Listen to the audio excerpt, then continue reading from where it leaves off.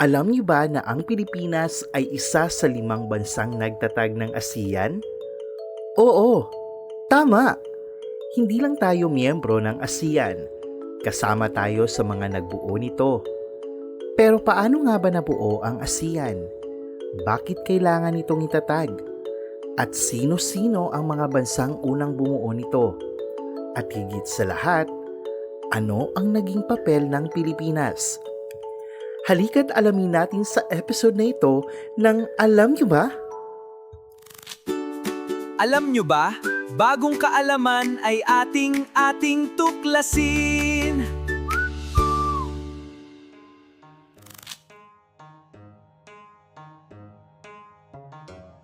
Ang ASEAN ay nangangahulugang Association of Southeast Asian Nations o Samahan ng mga Bansa sa Timog Silangang Asya. Itinatag ito noong August 8, 1967 sa Bangkok, Thailand. Pero hindi ito nagsimula bilang samahan ng 11 bansa. Nagsimula ito sa 5 bansa lamang: Indonesia, Malaysia, Pilipinas, Singapore, at Thailand. Ang 5 bansang ito ang tinatawag ng mga bansang tagapagtatag ng ASEAN. Pero bakit kailangan pa nilang bumuo ng isang samahan? Noong panahong iyon, maraming hamon ang kinaharap ng mga bansa sa Timog Silangang Asya. May mga suliranin sa kahirapan, kawalan ng trabaho, edukasyon, seguridad sa pagkain, at pag-unlad ng ekonomiya. Mayroon ding mga tensyong pampolitika at mga alitang maaaring makaapekto sa kapayapaan at katatagan ng rehiyon. Kaya nakita ng mga lider na mas makakabuti kung magtutulungan ang mga bansa sa rehiyon kaysa magkanya-kanya.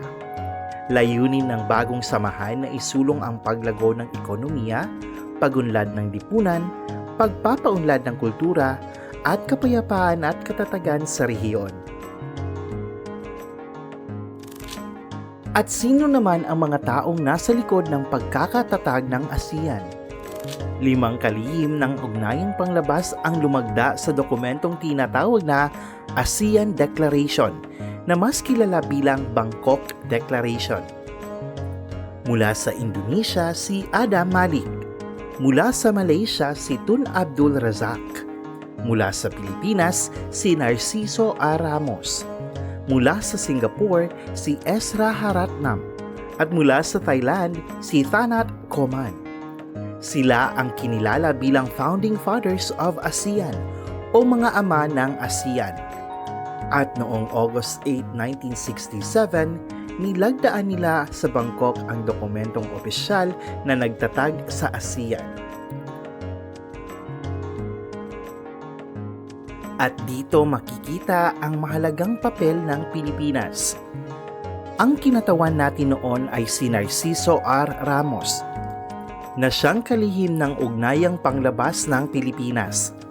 Kaya kapag pinag-uusapan ang kasaysayan ng ASEAN, kasama mismo ang Pilipinas sa kwento mula sa unang araw nito. Hindi tayo sumali pagkatapos mabuo ang ASEAN. Isa tayo sa mga nagtatag nito. At mahalagang tandaan iyon dahil ipinapakita nito na matagal ng bahagi ng ating kasaysayan ang pakikipagtulungan sa mga karatig bansa sa Timog Silangang Asya. Pero, paano lumawak ang ASEAN? Mula sa 5 bansang nagtatag nito, isa-isang nadagdagan ang mga kasapi.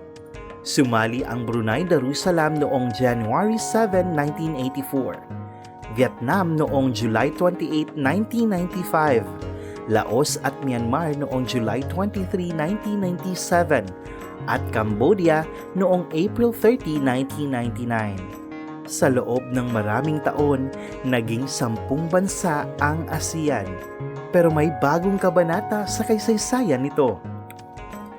Noong October 26, 2025, opisyal na naging ika-11 kasapi ng ASEAN ang Timor Leste. Kaya ang ASEAN ay hindi lamang tungkol sa mga pagpupulong ng mga pangulo. Hindi lamang ito tungkol sa ekonomiya o kalakalan. Ito ay tungkol sa ideya na ang mga bansa sa isang rehiyon ay maaaring magtulungan para sa kapayapaan, kaunlaran at mas magandang kinabukasan. At para sa ating bilang isang kabataan, mahalagang malaman natin na ang Pilipinas ay hindi hiwalay sa kuwento ng Timog Silangang Asya. Bahagi tayo ng kuwento. At mula pa noong 1967, bahagi na tayo ng pagsisikap na gawing mas nagkakaisa ang ating rehiyon.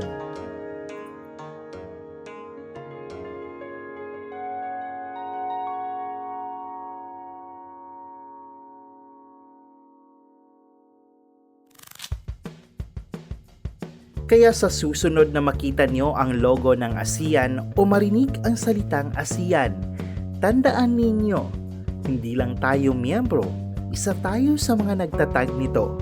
At nagsimula ang lahat sa 5 bansa, 5 kinatawan at isang dokumentong nilagdaan sa Bangkok noong August 8, 1967. O, alam niyo na ba? Alam niyo na! Mga bagay na akala natin alam natin, pero mas may malalim pa palang kwento. Hanggang sa susunod, alam niyo ba?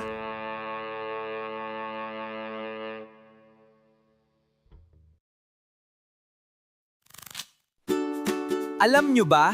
Bagong kaalaman ay ating tuklasin. Okay, alam niyo na ang kwento. Pero tignan natin kung nakinig talaga kayo. Simulan na natin ang Alam Niyo Ba? Quick Quiz! Unang tanong, kailan itinatag ang ASEAN? May 5 segundo kayo. Go! 5, 4, 3, 2, 1. Ang tamang sagot ay A. August 8, 1967. Ikalawang tanong, ilang bansa ang orihinal na nagtatag ng ASEAN?